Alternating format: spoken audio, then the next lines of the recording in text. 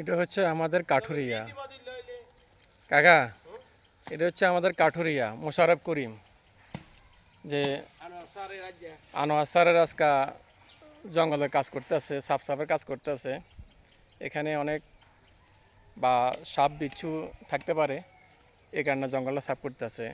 যাকে এক নামে সবাই চেনে, মোশাররফ করিম কাঠুরিয়া জঙ্গল সাফ করতেছে।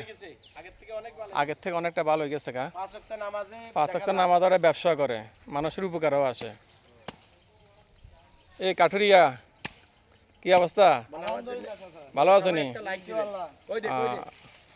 বলো বলো, তোমার জন্য একটা লাইক দিতে বলো, বলো বলো আমার জন্য সবাই একটা লাইক একটা কমেন্ট করে যাবেন।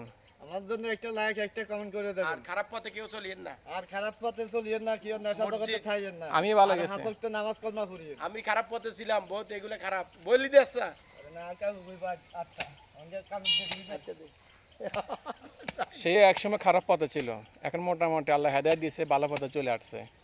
এই কারণে বেশিরভাগই দিনের কাজ করে, আর এখন নিজে ব্যবসা বাণিজ্য করে। আবার আম ব্যবসায়ী, অনেকটা পেশা আছে তার। জঙ্গলে কাজ করা, কাঠ কাটা, মানুষের তাল বিক্রি করা, কাঁঠাল বিক্রি করে। মানুষের বিভিন্ন ধরনের চাষামাল বিক্রি করে দেওয়া তার একটা পেশা। সবার জন্য হলো একটা লাইক একটা কমেন্ট একটা শেয়ার করে যাবেন এই কাঠুরিয়ার জন্য। এটা হচ্ছে আমাদের চান্দলা ফোরকানিয়া মাদ্রাসার পিছনের সাইডটা।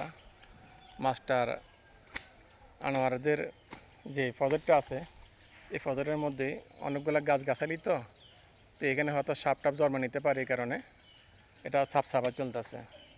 অনেক লোকে এখানে আসি বিকালে বিশ্রাম করে।